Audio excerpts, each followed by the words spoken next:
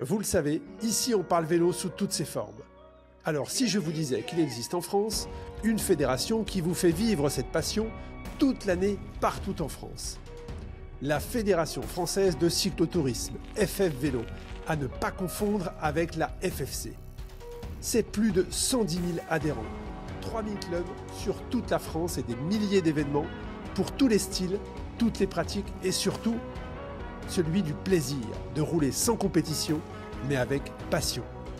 Que vous soyez déjà dans un club ou que vous rouliez entre amis le week-end, sachez qu'il est très simple de créer votre propre asso et de rejoindre la fédération.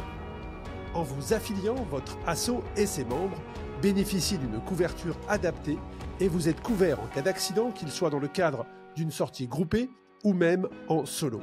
Cela vous garantit une tranquillité d'esprit lors de vos sorties tout en offrant un cadre sécurisé pour organiser vos événements avec le soutien de la fédération. Alors que vous soyez 5, 10 ou 20 à rouler ensemble, créez votre association, c'est simple, accessible et cela peut tout changer.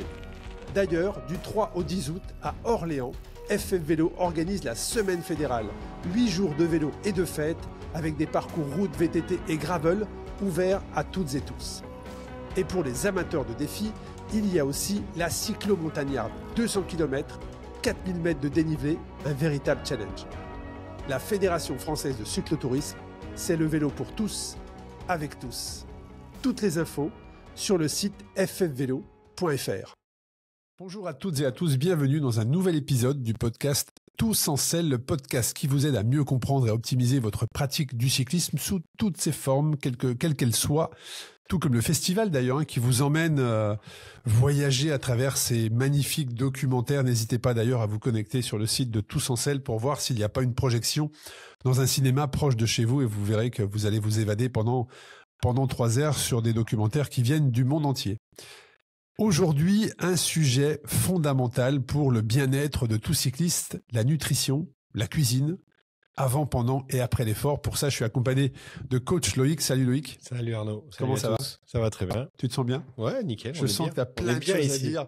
On est bien ici. Ah bah, c'est un super studio, regarde. C'est parfait, c'est magnifique. Je sens que tu as plein de choses à dire sur ce sujet. Oh oui, beaucoup de choses. Bon, alors on va rentrer directement dans cet épisode. Comprendre la nutrition, la cuisine pratique pour les cyclistes avant, pendant et après l'effort. Alors commençons par l'alimentation avant l'effort. Elle est cruciale, certes, mais qu'est-ce que tu peux nous en dire, Loïc? Alors, l'alimentation, à quoi ça sert? C'est quand même Je sens que tu as un message à faire passer. J'ai un message à faire passer parce que j'en ai marre d'entendre des bêtises sur les réseaux sociaux. À quoi sert l'alimentation? L'alimentation n'a pas qu'une valeur énergétique. Il faut sortir de ce postulat ou penser que manger, ça sert à produire de l'énergie. C'est vrai, mais la réalité, le point principal de s'alimenter, c'est de permettre à son corps de bien fonctionner. Que son système fonctionne bien, que son cerveau fonctionne bien, que les échanges entre les cellules fonctionnent bien, que votre corps soit capable de s'adapter au stress qu'il subit, que ce soit le stress de l'entraînement, parce que c'est ce qui nous concerne, mais le stress de la vie aussi. Voilà, l'alimentation, ça sert avant tout un aspect fonctionnel et pas énergétique. Ce que tu veux dire, voilà, faut pas raisonner, je vais manger ça pour avoir plus d'énergie, pour être plus fort. Non, c'est pas comme ça. L'alimentation, elle sert à être en bonne santé. Et on n'est pas en bonne santé parce qu'on produit plus d'énergie. Ça n'a rien à voir. On est en bonne santé parce que tout fonctionne dans notre corps pour qu'on puisse s'adapter. Voilà. Non, mais tu fais bien de le préciser. Voilà, je sentais que tu avais des choses à dire. C'est dit. Alors, rentrons dans justement pourquoi il est important d'avoir une bonne alimentation avant un entraînement, avant une épreuve, avant une aventure, avant une distance, en tout cas avant la pratique sportive. Pourquoi est-ce si crucial? Est-ce que c'est pour fournir le bon carburant? Est-ce que c'est pour éviter les fringales, les troubles digestifs? Est-ce que c'est pour avoir de l'énergie? Pourquoi c'est important en amont, avant cet entraînement ou cette sortie à vélo, que ce soit seul ou entre amis? Qu'est-ce que tu peux partager sur ça? Alors, commençons par le début. Donc, d'un point de vue purement énergétique, c'est-à-dire qu'est-ce qui va être important pour que vos muscles fonctionnent lorsque vous faites du vélo. Bon, comment produire de l'énergie pour que le muscle fonctionne. Donc déjà, c'est pas produire, c'est recycler. Parce qu'en fait, on a une quantité d'énergie comprise dans les muscles, qu'on appelle l'ATP.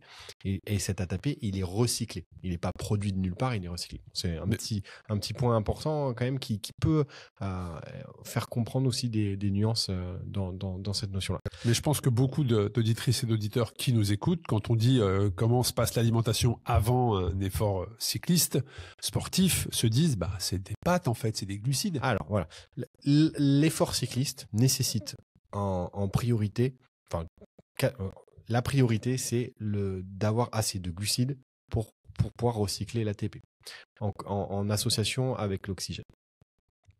Les glucides, ils sont compris dans les aliments, mais ils sont aussi stockés dans notre corps sous deux formes. Dans les muscles, on l'appelle le stock, on l'appelle le glycogène musculaire, et dans le foie, qu'on appelle le glycogène hépatique. L'ensemble, ça te permet une réserve à peu près de 3-4 heures. D'accord ? Donc l'objectif, avant l'effort, c'est de faire en sorte que ta réserve soit à maximum. Parce que là, quand tu vas partir après faire ta séance, le lendemain ou quelques heures après, tu auras ton stock de glycogène qui est au taquet et qui pourra être mis à disposition pour l'entraînement et la production d'énergie. Puis après, il y a aussi ce que tu vas utiliser directement dans le sang, le glucide qui transite dans le sang. Donc c'est aussi avant que ça se joue. Parce que par exemple, si tu manges un repas, par exemple, tu manges, ça c'est un exemple, c'est très bien. Tu manges une pâtisserie, un pain au chocolat. Donc il dit une chocolatine. Pardon. Tout dépend. Attention, tu vas nous faire des ennemis là. Pas au chocolat, chocolatine. Voilà, chocolatine, non, mais je vais rester. Voilà, moi, je suis du Sud-Ouest. Dans l'équipe des volontaires sur Race Cross Series, on a l'équipe chocolatine, nous, tu vois. Voilà, bien sûr. Sont 4, ils sont identifiés, c'est la team chocolatine. Voilà. Ils viennent du Pays Basque. Tu peux pas dire on va prendre un pain au chocolat, c'est pas possible. Une chocolatine. Voilà. Le temps de digestion fait que les glucides compris dedans seront à disposition, sont circulants dans le sang. Pas à l'instant T, mais plusieurs heures après. Donc c'est important aussi de comprendre cette notion-là, parce que c'est les glucides qui sont dans le sang qui vont être captés. Ceux que tu as mangés et qui ne sont pas dans le sang et qui sont encore dans l'intestin, dans l'estomac, ils ne seront pas utilisés sur le moment. Donc avant l'effort, l'objectif, c'est de régénérer les quantités de glucides ou d'apporter des glucides circulants à quantité nécessaire pour fonctionner lors de l'entraînement. Quand tu dis à quantité nécessaire, c'est pas aller dans l'abus. Si tu prends 3 coca avant de partir, tu vas tellement faire monter ta glycémie qu'au niveau hormonal, il va y avoir une réaction d'urgence que l'effet inverse recherché va se passer. C'est-à-dire que il va faire en sorte de tout évacuer, tu vois, parce que c'est trop dangereux. Les glucides dans le sang, les sucres dans le sang, c'est dangereux. Pour les diabétiques, ils ont trop de sucre. Bien sûr. Et à la même image, c'est manger 3 plats de pâtes la veille en te disant je vais recharger un maximum en glucides. Alors, donc il y a 2 façons de régénérer. Il y a l'avant effort, c'est-à-dire la veille, l'avant-veille, donc les jours qui arrivent avant pour bien tout mettre tes stocks à un bon niveau. Et il y a le dernier repas qui est aussi très important. Ouais, c'est ça exactement. Le avant, en fait, il faut le couper. Manger des pâtes la veille, ça peut avoir un intérêt si tes stocks étaient en bas. Parce qu'en fait, les pâtes les glucides contenus dans les pâtes vont être assimilés, vont être absorbés très rapidement. Donc ça te permet de refaire ta recharge pour une glycogène progressive, le glycogène très vite. Ça peut être utile. Tu vois, par exemple, quand tu fais des courses à étapes, c'est quelque chose qui peut être très utile. Alors même si après il y a d'autres notions qui vont rentrer en compte, notamment la présence de certaines protéines dans les pâtes qui peuvent créer des intolérances, mais ça c'est autre chose. D'un point de vue purement énergétique, ça peut être utile. Par contre, manger des pâtes 3 heures avant, en tout cas on dit des pâtes, mais c'est féculent. Quelque chose qui est assimilé rapidement, à quelques heures avant, par exemple 1 heure ou 2 heures avant de faire sa course, prendre le départ, ça n'a pas vraiment d'intérêt. D'accord ? Les stocks, ils se font en amont la veille. Alors, pourquoi ? Alors, je vais vous expliquer. Quand vous allez faire votre repas, vous avez votre course qui est à 14h. Ça va prendre le avant, donc la veille. Vous avez fait un entraînement la veille. vous avez déstocké votre de stock de glycogène. Donc le repas du soir, il faut qu'il soit très riche en glucides, et notamment des glucides qui s'absorbent assez rapidement pour refaire la synthèse des stocks dans votre corps de glucides. Et ne pas oublier que la nuit, vous déstockez aussi. Et toute la nuit, vous pouvez déstocker une grosse partie. Donc le repas du matin au réveil peut être aussi intéressant de remanger des glucides pour restocker. Par contre, là, on va le faire de façon intelligente, on va le faire assez en amont de la compétition pour que les glucides que vous allez manger puissent avoir eu le temps être transformés en glycogène et être circulants. Donc on va manger plutôt des glucides qui sont assimilés sur une longue période. Les fameuses 3 heures, hein, les règles des 3 heures. Ça, c'est pour la digestion. La digestion. Mais voilà, moi je te parle vraiment de la qualité du glucide qui doit être mangé.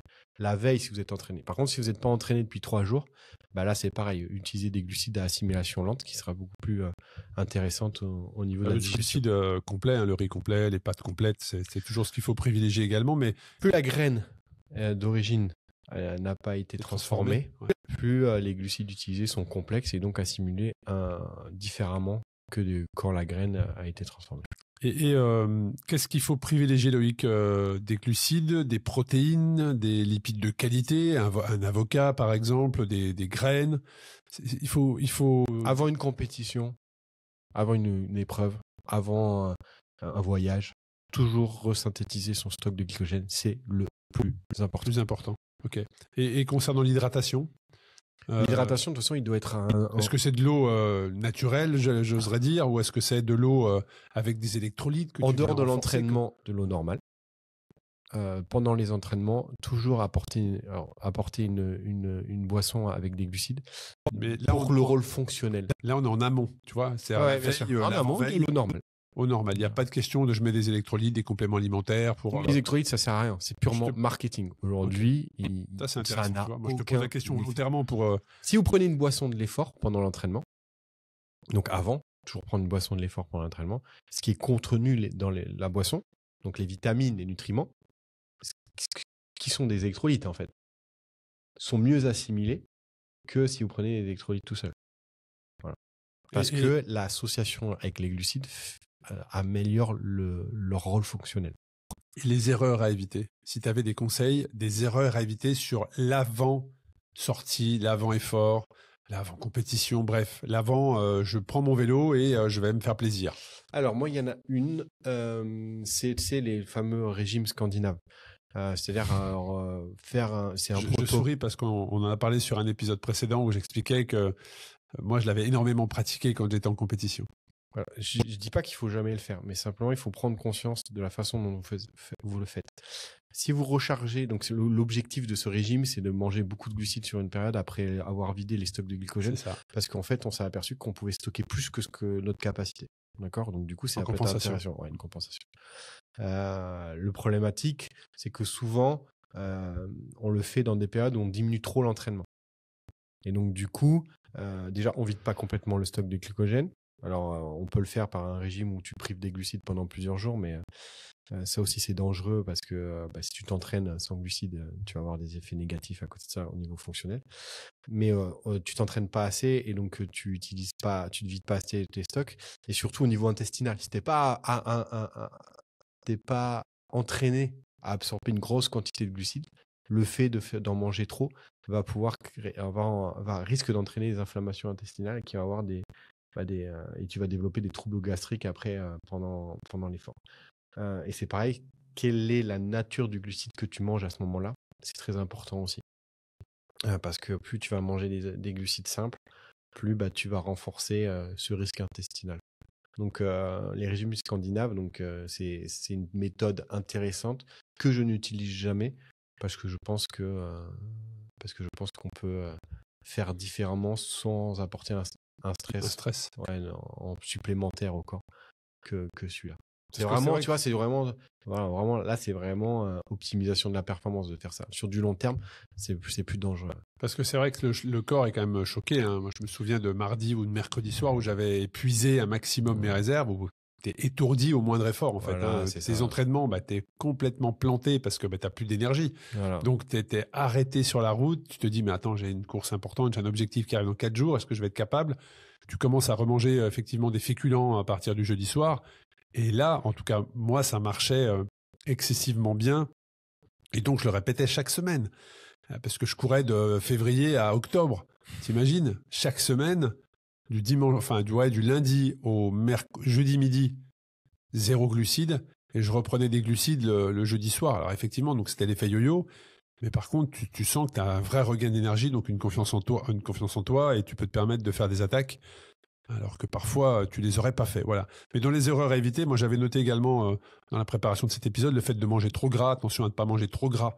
Quelques jours ou quelques heures avant, te laisser tenter par le plat de frites du voisin, par exemple. Manger trop de fibres aussi. Manger trop de fibres, effectivement. Ouais. Et puis attention au café qui peut parfois, pour les amateurs de café dont je fais partie, qui peut parfois déshydrater effectivement le corps, puisque le café a cette faculté d'être quand même... d'aller sur de la déshydratation. Voilà. L'alcool aussi. L'alcool, effectivement, mais en termes de déshydratation. Les tristes auditeurs qui nous écoutent. On en connaît certains, les bières, ça y va. Hein, même pendant. Hein. Même pendant, certains. Il y a des exemples à donner, mais on ne dira rien. Est-ce que tu as un exemple? Moi, je sais que je partage souvent mon fameux smoothie, mon green smoothie, qui me permet d'avoir une énergie quelques heures après incroyable, mais aussi, moi, je vous partagerai les pancakes, une pancake au flocon d'avoine avec une petite banane coupée, c'est toujours bien. Il y a aussi les salades de quinoa qui peuvent être intéressantes. Alors moi, j'utilise beaucoup le quinoa avant les compétitions parce que ça a un double avantage. Déjà, ça apporte des glucides complexes. Donc, ça va être utilisé aussi si tu le manges à 2 heures, 3 heures avant, pendant l'effort, après, ça va être utilisé. Donc, ça va être circulant dans le sang et c'est très intéressant parce que ça va, les glucides qui circulent dans le sang pendant l'effort permettent de moins déstocker ceux qui sont en réserve, tu vois. Donc, c'est important de comprendre le fait que ta performance, ton niveau d'intensité sera maintenu. J'aime plus ce mot. Ton niveau d'intensité sera maintenu, d'autant plus que tes réserves diminuent. Le moins possible. Et donc, le quinoa, donc salade du quinoa, protéines, moi le matin, c'est toujours protéines. Ce que j'aime bien, alors si vous mangez des protéines le matin, ça a plein d'intérêt. Avant une compétition, un peu moins. Parce que moi, je mange des œufs. Mais alors, attention, si vous mangez des œufs, moins l'œuf est cuit, plus il se digère vite. D'accord? Et l'intérêt de manger des protéines avant, donc c'est un intérêt musculaire. Et là, forcément, dans ce que tu dirais, la satiété, de réguler la glycémie. Mais si vous mangez un œuf dur, le temps de digestion sera tel que ça aura des effets néfastes pendant la performance parce que vous allez solliciter plus vos intestins. Donc moi, je mange des œufs peu cuits, donc les œufs à la coque par exemple, ou des œufs mollets, parce que là, ça va être assimilé rapidement. Un œuf à la coque, c'est à moins d'1 heure, d'accord, en termes de digestion, par rapport à un œuf dur qui va presque mettre 3 heures. Mais là, tu viens de répondre à une question incroyable qui nous taraude tous depuis des années. Pourquoi Rocky Balboa buvait des œufs pas cuits, tu vois? Il cassait son... C'est vrai. Oui. Pourquoi Sylvester Stallone, apport protéines, avec assimilation, avec digestion rapide, se lève le matin, donc au niveau énergétique, c'est optimal. Casse 3 œufs dans son verre et les boit crus. On a la réponse. Aussi la vitamine. Les vitamines que ça apporte, notamment la B9 et la B6. 2 œufs, ça apporte la quantité idéale pour tout le monde, la B12. Je retiens, important. Également un petit bol de porridge avec des flocons d'avoine, ça peut être parfait. C'est très bien. Voilà, ça c'est bien. Les pancakes, faites des pancakes avec de la farine de coco, par exemple. La veille, les quelques heures avant la course, c'est bien. Un petit tips aussi pour ceux qui ont du mal à déjeuner le matin, ça existe. Moi, ce que je fais, donc dans ces cas-là, l'objectif c'est d'apporter des glucides qui peuvent être tout de suite rapidement stockés. Donc il faut un aliment qui se digère très vite.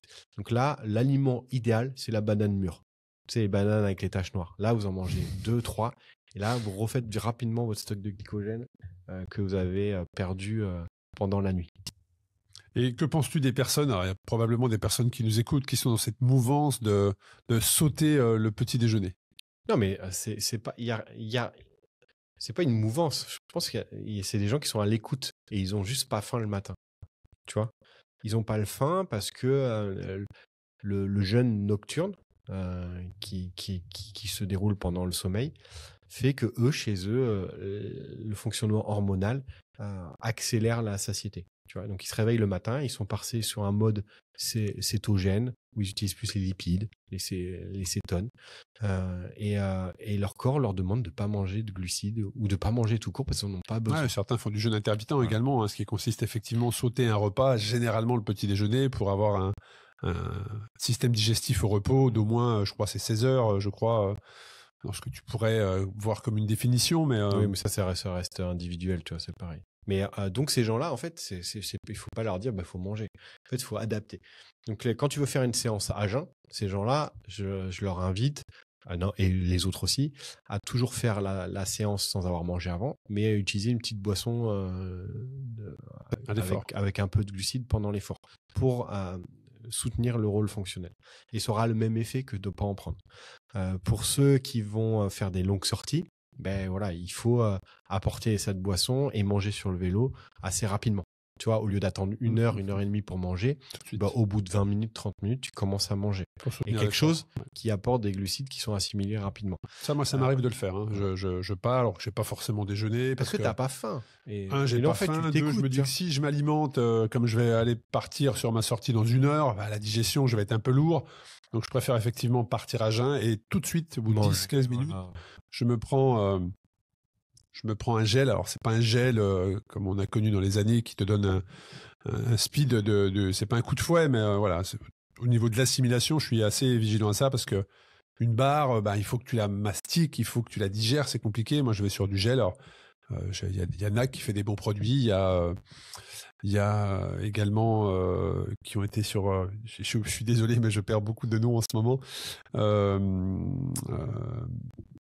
Tu sais que tu dises beaucoup de monde, tu sais, avec les sachets noirs là. Mortel, voilà. Oh là là. Voilà, j'apprécie, ça passe bien. Je trouve que ça passe bien, les hydrogels. Je cherchais le nom. Ça passe très bien. Et effectivement, dans ma sortie, je me rends compte qu'en fait, j'ai pas mangé au petit-déj avant, mais ça passe bien parce que tout de suite, je me suis alimenté, soutenu par une boisson de l'effort. Ça peut, en tout cas, moi, ça passe bien. Je me sens pas sous-alimenté ou en sous-énergie. Et après, il y a celui qui déjeune pas et qui a une compétition le matin. Donc là, c'est plus compliqué. Parce que son stock de glucides a diminué pour le resynthétiser avant la compète. Si tu manges pas, tu peux pas en fait. Non, ouais. Donc là, c'est là où la banane mûre peut être intéressant 1 heure avant de partir. Donc au lieu de manger 3 à 4 heures avant, tu manges pas et 1 heure avant, tu as. Mais bon, c'est jamais l'idéal. Hein.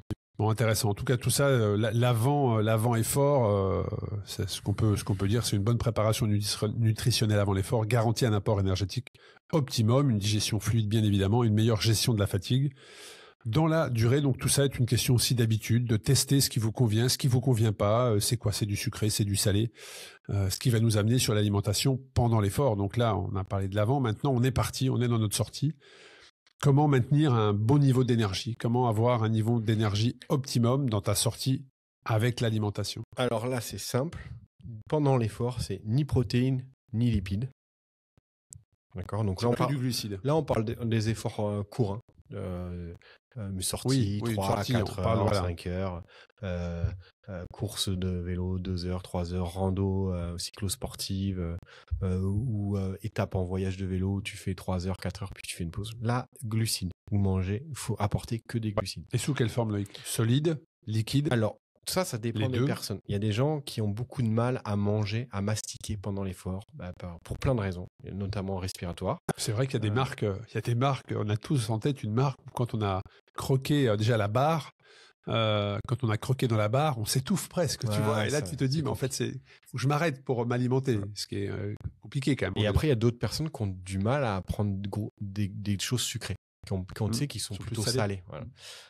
Mais pour le coup, il faut manger des glucides en principal. Donc moi, ce que je conseille, c'est des boissons, toujours, quelle que soit la sortie. Donc plus elle est courte, plus on réduit la boisson. Ou quand elle est courte, on mange un peu avant, 1 heure avant. D'accord, tu manges 1 heure avant la fameuse banane ou des dattes, des choses qui sont assimilées vite. Et si tu fais 1 heure et demie de vélo, tu n'as peut-être pas besoin de manger beaucoup. Mais ce que je conseille toujours, c'est au moins 20 grammes, 30 grammes de glucides à l'heure pour les sorties. Et au-dessus de 30 grammes jusqu'à 50 grammes pour des séances qui dépassent 2 heures à 3 heures de vélo. Pas plus. Et donc le plus facile... Ah si, moi je fais... mais ça, attends, on y vient. Parce que ça, je me rappelle, il y a quelques années, on était... je te parle de ça il y a quelques années. Moi, je sais, quand je prépare un gros objectif on était sur du 60 grammes et on disait attention, pas dépasser 60 grammes. Et aujourd'hui, on est sur du 120 grammes en fait. Pourquoi ? Parce que en fait, l'effort et avoir le carburant. Pendant longtemps, on a prouvé, il a été prouvé par la science que le corps ne pouvait pas oxyder plus de 60 grammes.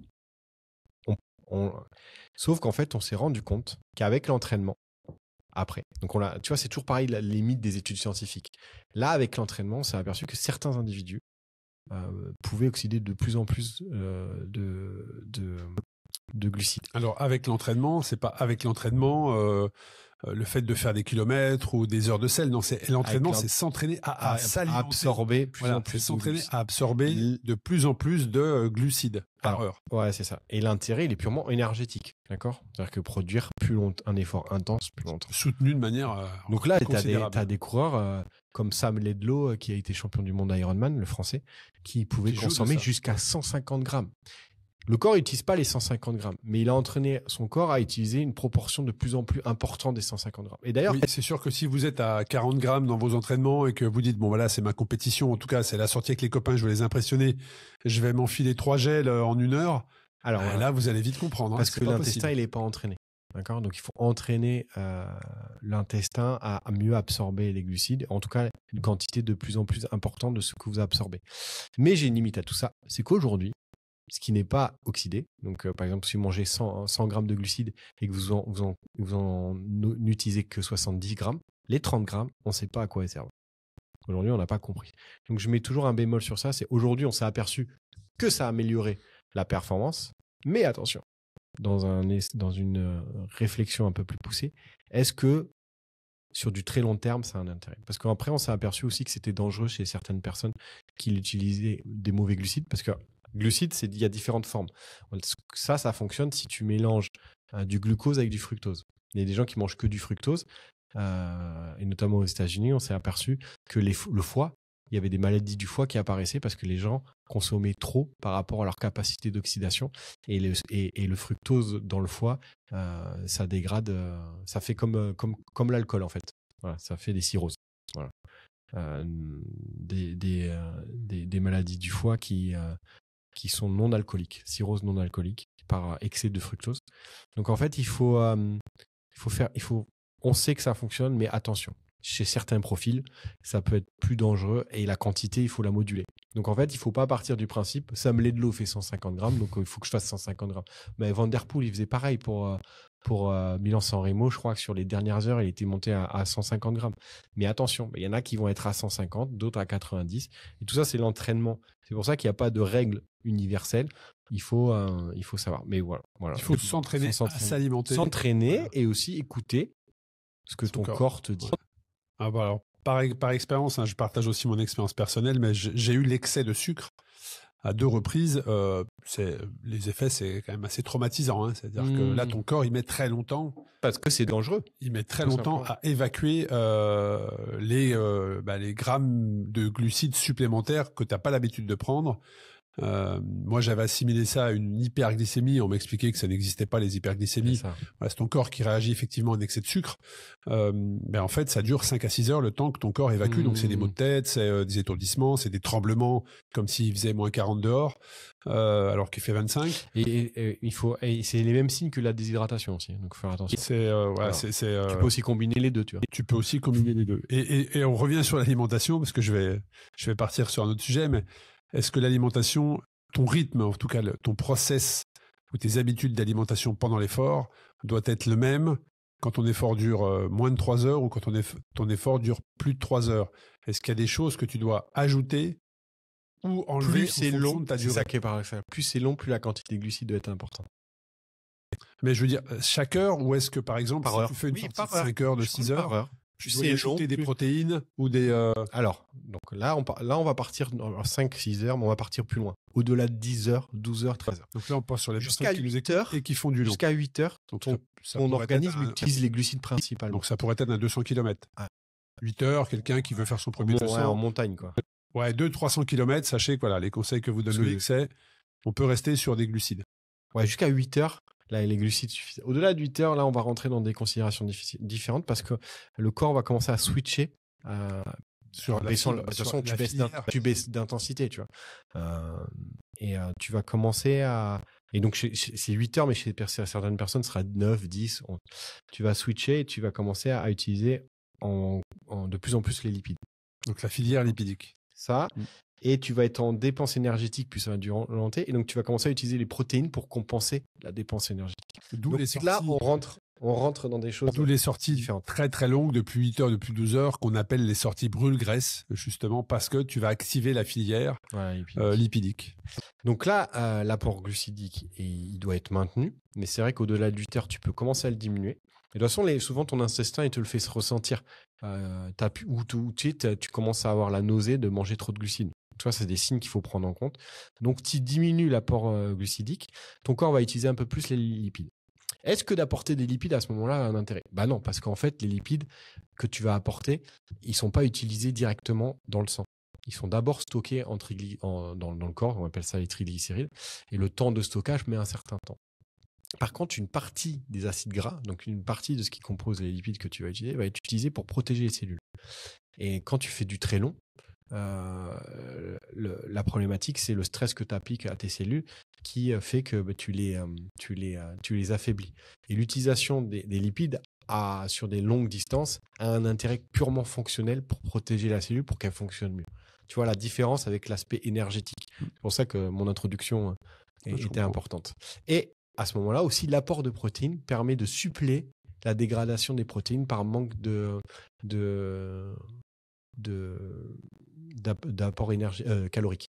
Et là, je vais donner un petit tips, mais je ne vais pas donner tout. Dans l'ultra-cyclisme ou dans les longs voyages, quand vous sentez qu'une fatigue intense arrive, c'est que vous commencez à dégrader trop de protéines et que au niveau musculaire, votre corps ne peut plus suivre. Et donc là, il faut faire un apport important d'acides aminés à ce moment-là. Mais je ne dirai pas comment. Pourquoi tu ne diras pas comment ? Parce que c'est un secret que je garde pour moi.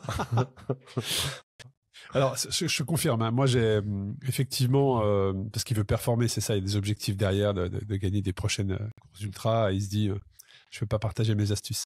Mais je te confirme, moi, ce que j'ai observé, c'est qu'effectivement, une fatigue dans le long, alors là, on parle dans le long, hein, donc des épreuves de plusieurs heures, voire plusieurs jours.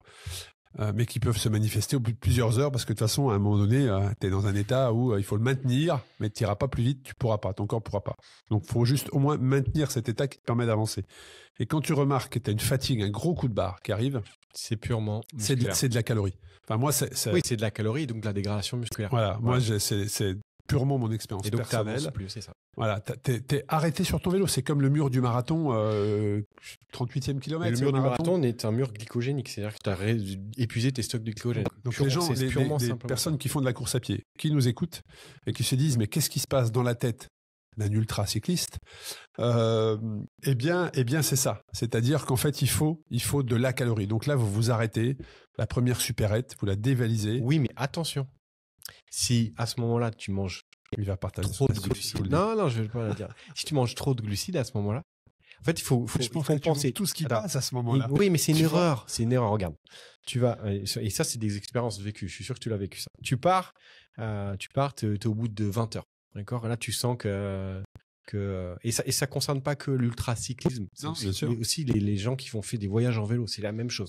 Tu pars au bout de 20 heures, ton corps tu sens que tu as une grosse faiblesse, que tu n'avances plus. Tu sens que tu es fatigué en fait, tu as affalé sur ton vélo. Tu as faim, donc tu as eu un apport calorique pas suffisant. Oui, mais de toute façon, tu pourras pas apporter les calories nécessaires. Oui, mais tu n'as pas parce que par jour, tu as cette réflexion, tu es tellement dans le dur que tu te dis mais en fait, qu'est-ce qui se passe ? Ça va pas du tout. Oui, mais ton corps peut utiliser 5 à 6, allez voir certaines personnes 6500 calories jour. D'accord. Sur le long, oui. Oui. Non, je parle pas. Utiliser, manger. Utiliser au-delà. Tu peux pas aller là. Sauf que sur le long, sur 24 heures, tu peux pas aller au-delà. Quelqu'un comme moi ou comme toi, il dépense quasiment 12 000, 14 000 calories. Donc, de toute façon, 12 à 16 000. Le déficit, il est là. D'accord. Il y a déficit, quoi qu'il arrive. Donc, tu arrives à 20 heures, tu as faim et tu te dis, je vais à la supérette, je vais la dévaler, je vais la défoncer. Et là, tu te bourres d'aliments riches en glucides. Sauf que ça fait pratiquement 12 heures que ton corps, il fonctionne qu'avec des lipides. Les glucides que tu vas apporter, qu'est-ce qu'il en fait en fait? Il va mettre un très long temps à la digérer. Et surtout, tu vas dérégler la régulation de l'insuline qui va accentuer un niveau de fatigue. Donc c'est quoi Et là, les gens, qu'est-ce que c'est? C'est somnolence. C'est la plaquette de beurre. Non, c'est pas ça. Alors, il faut apporter des protéines dans ces moments-là. En principe, il faut apporter un peu de glucides parce que c'est des calories, mais des protéines et des lipides aussi que tu peux apporter parce que en termes de calories brutes, ça apporte 2 fois plus que les protéines et les glucides. Mais c'est avant tout des protéines.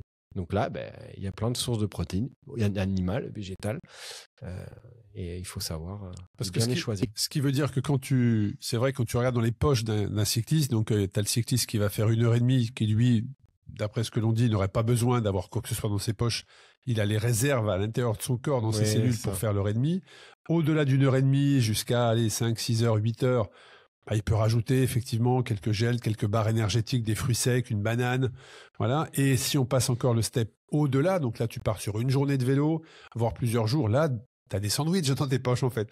Tu vois, tu peux y mettre des sandwichs, tu peux vraiment avoir une alimentation qui est plus solide que liquide, toujours supportée par une boisson dans les bidons. Mais c'est important de bien comprendre que l'alimentation va être différente, qu'on n'a pas toujours une même alimentation, que tu vas dupliquer des heures et des heures sur plusieurs jours. Cette alimentation-là va évoluer en fonction de la durée pendant laquelle tu es sur le vélo. C'est ça. Et plus c'est long, plus l'utilisation des lipides va être intense au niveau de ton corps. Et ça, c'est les stocks les plus importants. Ouais. C'est énorme le stock de lipides qu'on a dans le corps. Parce que c'est une question de survie. C'est comme ça que notre corps il s'est adapté à l'évolution. Aux évolutions climatiques, à la disposition de la nourriture. C'est comme ça, en fait. C'est par les stocks. C'est pour ça qu'on a des gros stocks, parce qu'on peut les utiliser dans des conditions où l'endurance est longue. Et l'apport de glucides à ce moment-là est purement fonctionnel, et l'apport de protéines est pour suppléer la dépense énergétique. D'accord? Mais ne pas oublier, et on en a déjà parlé, mais sur mes épreuves, il y a eu les moments d'euphorie que j'ai connus, c'est les moments où mon corps a fonctionné avec les lipides principalement. J'ai apporté des glucides en quantité suffisante pour qu'au niveau digestion, j'ai pas trop de difficultés, et des protéines. Mais en fait, à ce moment-là, l'apport de la dépense énergétique, elle se faisait par les stocks que j'avais. On compense pas de toute façon. Tu peux pas compenser. Non, tu peux pas. Et donc, si tu as vraiment un vrai déficit calorique, tu as besoin de manger, il faut le faire, mais avant de dormir. Parce que le sommeil, il sera moins réparateur, quoique. Mais l'apport de grosses quantités, parce que tu mangeais un burger, une pizza, il faut le faire avant de dormir. Voilà. Parce que si tu le fais avant et que tu continues à rouler, l'impact de la digestion sur ce moment-là va être très négatif sur ton ressenti et notamment sur ton éveil. Donc les personnes qui font du long, qui nous écoutent, c'est un bon repas, allez dormir, et quand vous allez vous réveiller, vous pourrez repartir sereinement, mais pensez à bien vous ravitailler, à prendre des choses plutôt solides dans vos poches. Quelques conseils, Loïc, sur l'hydratation. Là aussi, c'est quoi la bonne... Alors, bien évidemment, il y a l'impact de la chaleur, qui a un impact important. On parlait dans les épisodes précédents de la thermorégulation, de bien connaître la température de son corps qui, si elle varie légèrement, peut totalement dérégler le fonctionnement du corps humain. Mais c'est quoi? C'est par heure, ça représente quoi? Un bidon, un demi-bidon par heure? C'est un bidon de 500 millilitres toutes les heures et demie? Ça dépend des personnes. Qu'est-ce que tu peux partager sur ça? C'est des gorgées régulières, sans parler de une quantité à l'heure ou à l'heure et demie, mais peut-être de dire toutes les 10, 15 minutes, c'est bien pensé d'avoir une gorgée ou deux gorgées. Je ne peux pas donner de recommandation parce qu'il y a aussi un phénomène qu'on appelle l'hyponatrémie. C'est des gens qui boivent. C'est dangereux ça. C'est dangereux parce que tu bois trop d'eau. L'élément numéro 1, c'est apprendre à détecter sa soif. Mais boire trop d'eau. Est-ce qu'on peut boire trop d'eau en faisant du sport? Ah bah oui. Moi, j'aurais pensé que tu peux boire trop d'eau en avant, tu vois, en amont de l'épreuve. Je veux bien faire, je veux bien m'hydrater. Et là, tu tapes 2 litres, 3 litres. Mais c'est ça le danger, tu vois, de mettre des rappels sur sa montre pour boire. Et en fait, là, tu peux rentrer dans ce phénomène-là, où là, tu engorges la cellule et les gens meurent. D'ailleurs, la première source de mort sur les marathons, c'est l'hyponatrémie. C'est parce que les gens boivent trop. Parce que c'est une réflexion purement... les recommandations disent qu'on doit boire toutes les 10 minutes, je bois toutes les 10 minutes. Et d'un côté, si tu bois pas assez, c'est aussi dangereux, mais moins dangereux. Donc, je vais pas donner un type parce que ça dépend vraiment des individus. En tout cas. Non, mais juste les symptômes de trop boire, tu sais. L'hyponatrémie. Alors, c'est quoi les symptômes pour les gens qui nous écoutent? Déjà, est-ce que c'est trop tard? Est-ce que c'est réversible? Est-ce que c'est maux de tête? Tu te rapproches tout de suite du cadre médical? Palpitation. Voilà. Baisse de la vitesse, évidemment. Voilà. Bon, c'est dangereux, hein. Ouais. Ah oui, mais t'avais rencontré quelqu'un, un monsieur qui était fort en triathlon et qui avait sur son premier semi-marathon en podcast, au Canada, en podcast sur Ultra Talk, qui, je sais plus son nom, qui avait fait une période d'hyponatrémie, je crois, sur une épreuve et qui avait fini à l'hôpital. Je sais pas si tu te souviens. Bon, j'ai fait 346 épisodes au moment où on se parle. 346 épisodes, donc si tu me laisses me replonger dans tous mes invités, je pourrais peut-être te sortir, mais là, comme ça, naturellement. Je crois qu'il avait fait l'enduroman. Alors, je vois il avait fait aussi j'ai pensé à lui, hein, quand tu me l'as donné. Il avait fait également la bad. Ouais, ça. Enfin, de courir dans le désert. Ouais, ils courent dans le désert par 50 degrés. Ils sont pesés avant et à chaque tour, ils sont pesés. Et si jamais ils ont trop perdu, ils repartent pas. Et là, effectivement, tu as tendance à boire beaucoup pour compenser. Ça peut être très dangereux. Et du coup, voilà. Et donc, l'hydratation et les meilleures recommandations que je donne, c'est écouter sa soif. Après, il y a dans l'eau, comme je conseille de mettre des glucides dans l'eau, il y a la recommandation d'en amener au moins 30 grammes par heure. Donc, au moins 500 millilitres par heure, tu vois. Voilà. De toute façon, il n'y a personne qui fait de l'hyponatrémie en buvant 500 ml par heure sur un vélo, à moins qu'il fasse moins 20, tu vois. Mais de toute façon, s'il fait moins 20, tu ne bois pas beaucoup, donc tu apportes plus du solide en glucides. Oui, mais le froid dessèche aussi. Enfin, le froid... J'avoue, j'ai jamais fait moins 20. Toi, tu as fait moins 30, moins 30, 40. Le froid, déjà, il faut que tu puisses le stocker, hein, le liquide, parce qu'il gèle. Ouais. Donc, il faut le stocker. Et quand tu fais des journées dans le froid, il suffit d'aller au ski. Tu vas au ski, tu fais un effort... le soir, tu es déshydraté en fait. Oui, mais par contre, la notion de soif n'est pas la même. Ah non, pas du tout. Ouais, tout ça est très intéressant sur le pendant, je pense. Et donc, l'hydratation après, très important. Alors, on arrive sur l'après. On arrive sur l'après, effectivement. Restons structurés, Loïc, restons structurés. Donc, on arrive sur l'après. On vous a donné plein de conseils. Tu fais des perches. On vous a donné plein de conseils sur le pendant, hein, tout ça pour maintenir votre niveau, tout ça, pour que vous puissiez vous faire plaisir, que vous ne soyez pas effondré au bout de quelques heures sur votre vélo. Il y a toujours aussi votre petite ration de survie, hein. Moi, j'insiste toujours sur ça, d'avoir la barre ou 400 calories qui soient cachées quelque part dans votre sacoche avec votre chambre à air, ou dans votre cadre. Maintenant, il y a des ouvertures dans les cadres qui peuvent permettre de stocker, mais toujours avoir cette petite ration de survie. Ça prend pas de place et ça peut vous permettre de vivre une expérience totalement différente. Et si on arrive sur alors déjà une petite parenthèse, entre les épreuves, on a beaucoup parlé de long, mais aujourd'hui il y a des épreuves, notamment aux États-Unis, sur les fixie, donc des courses très courtes, très intenses. Et là, est-ce que l'alimentation doit être différente? Déjà, tu t'alimentes pas sur des épreuves. C'est comme sur des épreuves de sprint. Voilà, donc de piste. Donc c'est une chronutrition avec. Ça joue avant. Ça joue avant. Réserve tes réserves de glycogène à fond et après, pendant, il n'y a aucun intérêt d'apporter. Comme un contre-la-montre. Est-ce que tu apportes un gel pendant le contre-la-montre? Si tes stocks sont refaits, le contre-la-montre, tu vides pas tes stocks de glycogène. Bon, allons sur maintenant la récupération, en tout cas l'après-fort. Je termine, je descends du vélo. Qu'est-ce que tu conseilles? Tout de suite, on attend un peu, on s'hydrate, on récupère. Commencez à restocker le stock de glycogène en apportant des glucides. Et c'est là où vous pouvez manger. C'est là où vous pouvez manger n'importe quoi. Alors déjà, pendant l'effort, vous pouvez faire bondir les gens qui nous écoutent en disant vous pouvez manger n'importe quoi. On va avoir des messages, Loïc. Je suis désolé, mais c'est vrai. Vous avez une fenêtre, ça dépend des personnes, entre 30 minutes, 1 heure, 1 heure et demie. Où là, il y a dans vos cellules, il y a des pores qui s'ouvrent et qui captent tout type de glucides justement pour protéger la cellule et commencer à refaire les stocks au niveau du glycogène. Et c'est pour ça que vous voyez les gars autour de France boire des canettes ou tout de suite. Donc, d'un point de vue énergétique, je ne parle pas de bonne santé. Là, c'est le meilleur moment. Voilà, c'est le meilleur moment. Pour reconstituer. Mais attention, parce que c'est là où le danger est important.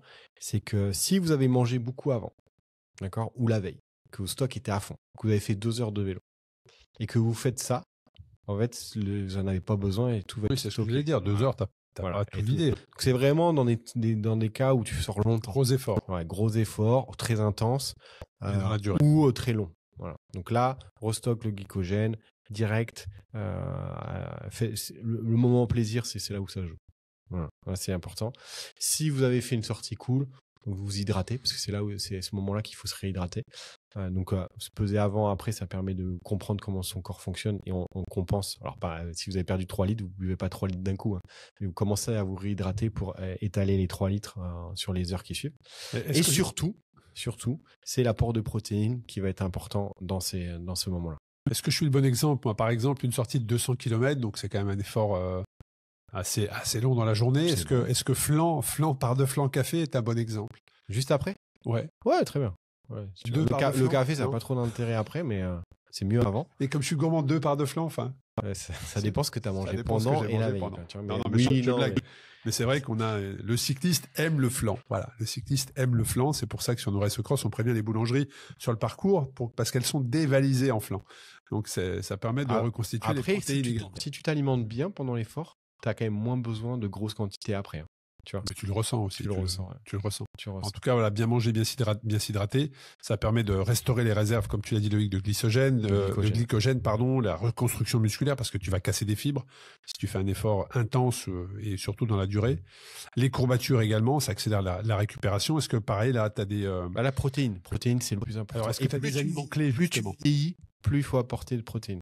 Et donc là, l'idéal après l'effort, tu vois, moi je considère qu'il faut apporter, après 40 ans, à peu près 2 grammes de protéines après l'effort par poids de corps. Donc ça, c'est des grosses quantités. Avec l'alimentation sur 24 heures. Avec l'alimentation normale, c'est quasiment impossible. Donc là, un petit tips, des milkshakes avec du lait de soja. Tu peux mettre un œuf dedans. Avec du skyr, donc tout ce qui va être protéines tirées du lait. Et avant de tester l'œuf cru, je vais faire tester dans le smoothie à mes enfants. Je vais pas leur dire. Amande. Je vais leur mettre un œuf, tu vois, cru. Je vais leur dire, parce que tous les matins, je fais un smoothie à mes enfants, tu vois. Et je suis jugé, attention, je suis jugé sur la qualité du smoothie. Et je vais tenter l'œuf discretos, tu vois, le dos tourné. Mais ça se sent pas, en fait. Voilà. Amande. Et puis une petite touche de gras aussi pour apporter les calories. Spiruline, ouais, mais la quantité de protéines dans ce que tu vas consommer est ridicule. Ça apporte plus la notion d'acide aminé, donc fonctionnement, c'est pour améliorer l'aspect fonctionnel. Mais tu vois, avocat, un peu plus de l'huile riche en oméga 3 dedans, tu mélanges avec un fruit. Et là, c'est l'idéal pour régénérer les stocks de glycogène, parce que le fruit, tu peux mettre du chocolat dedans. Et moi, ce que je fais rajouter, surtout quand tu as plus de 40 ans, et 45, 50, 60, c'est de la protéine de whey, en poudre de whey, qui permet vraiment d'apporter la quantité nécessaire. Parce qu'aujourd'hui, on s'est aperçu que plus on vieillissait, évidemment, tes performances diminuent, mais c'est surtout les performances musculaires qui diminuent parce que la resynthèse de protéique est moins optimale que quand tu es jeune. Et concernant l'hydratation, est-ce que pareil, c'est ça, peser avant, après, et tu bois pas d'un coup, mais tu bois sur les heures qui viennent l'eau que tu as perdue. Très, très important d'ailleurs, je pense que c'est le plus important. Est-ce qu'il y a des erreurs à ne pas commettre? Donc ça serait quoi? Ça serait de ne pas manger, de rentrer. L'erreur numéro 1 à commettre, c'est de ne pas manger de gras. Parce que ça, le gras, ça fait grossir. Le gras, c'est corrélé. Et en dehors des activités sportives, donc à distance, sur les jours de repos, c'est le gras qui est le plus important. Et les glucides, beaucoup moins. Tu vois, les glucides, c'est vraiment un rôle énergétique avec un petit rôle fonctionnel. Avec un bon rôle fonctionnel pendant l'effort.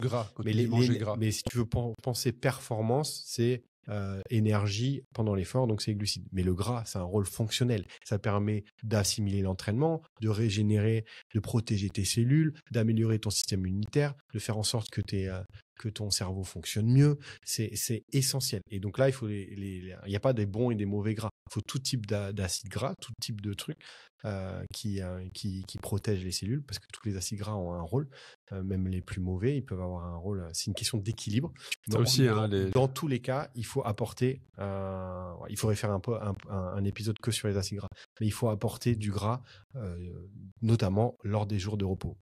C'est important. Ça, les codes commencent à changer sur ça. Les gens commencent à parler. Effectivement, il y a un gros traumatisme qui est lié sur l'alimentation et le cyclisme notamment, avec cette maigreur.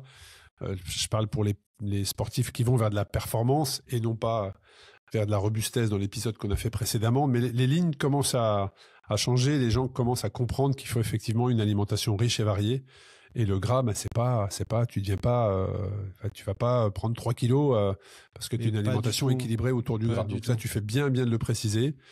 Donc voilà, les erreurs à éviter également, c'est d'attendre de manger. C'est-à-dire que tu vas faire un entraînement qui est quand même assez engagé ou une sortie assez engagée. Tu rentres, tu restocker le glycogène. Je roule pas dans les jours à venir, j'ai pas besoin. Ça, c'est une erreur de pas s'alimenter dans les 30 à 60 minutes après ton entraînement, de négliger l'hydratation et puis d'aller tout de suite sur des sucres rapides et d'oublier les protéines. Voilà, dernier point. Est-ce qu'il y a d'autres choses, Loïc, ou là on a déjà fait quand même. Je pense qu'on aura beaucoup de questions sur cet épisode. Parce que tu as balancé quand même deux, trois petites bombes à travers cet épisode, donc on va avoir des retours, c'est évident. Est-ce que tu voudrais compléter sur l'alimentation, les notions de nutrition et de cuisine par rapport aux cyclistes qui peuvent nous écouter? Oui, alors là on a parlé très concret, on est quand même orienté très optimisation de l'effort. Mais il faut bien prendre conscience, comme je dis en introduction, que l'alimentation, comme le sommeil, c'est fonctionnel et qu'une alimentation saine est très importante. Et dit saine, et ça c'est vraiment un combat que j'ai parce qu'il faut que tous les gens s'en rendent compte, ça veut dire aussi non pollué. Tu veux dire aujourd'hui, la transformation de l'alimentation, c'est ça? Et il y a aujourd'hui, il faut savoir que 2 tiers des 80% des insectes ont disparu sur Terre, que 2 tiers des animaux sauvages ont disparu en quelques années, que l'homme a un impact direct sur son environnement à travers son comportement, mais surtout à travers l'utilisation des pesticides. Il faut savoir que ces pesticides sont ces pesticides, tout ce qui va améliorer les rendements agricoles, sont des biocides qui sont utilisés pour tuer la vie, pour permettre d'améliorer le rendement sur une culture. Mais l'impact sur l'homme est important. Donc, ce qui est important de prendre conscience, c'est que ce que vous mangez, c'est ce qui vous permet de vivre en bonne santé. Et vivre en bonne santé, c'est éviter ces éléments riches en pesticides. Donc, on peut dire tout ce qu'on veut sur le bio ou sur l'agriculture locale, parce qu'il y a des gens qui ne sont pas estampillés bio, mais qui n'utilisent pas de pesticides. Aujourd'hui, c'est peut-être le plus contraignant dans nos vies, parce que ça nécessite de refaire des recherches, de se déplacer pour aller chercher l'aliment. Mais c'est essentiel pour être en bonne santé. Et si vous voulez pratiquer le vélo et avec un objectif de performance, ben là, ça va de soi. Moins vous allez être en contact en contact de ces molécules, plus votre corps fonctionnera mieux. Mais si vous voulez, et surtout si vous voulez être en bonne santé et pratiquer et avoir une pratique du vélo dans cet objectif-là, négligez pas cette partie-là. Alimentez-vous avec des aliments sains. Faites de la sélection, restez sur de la production locale où vous pouvez maîtriser la chaîne alimentaire, vous pouvez vous assurer que éthiquement et au niveau de la santé, l'impact de l'aliment que vous allez consommer sera positif et pas négatif. Bon, un grand merci Loïc en tout cas pour tous tes conseils. Nous espérons que cet épisode vous aura apporté des clés pour mieux gérer votre alimentation en tant que sportif, en tant que cycliste. Et on vous donne rendez-vous dans un prochain épisode dès la semaine prochaine sur un autre sujet, mais en tout cas rassemblés autour de notre passion du 2 roues dans ce podcast Tous en selle. Un grand merci Loïc. Merci. Ciao, ciao.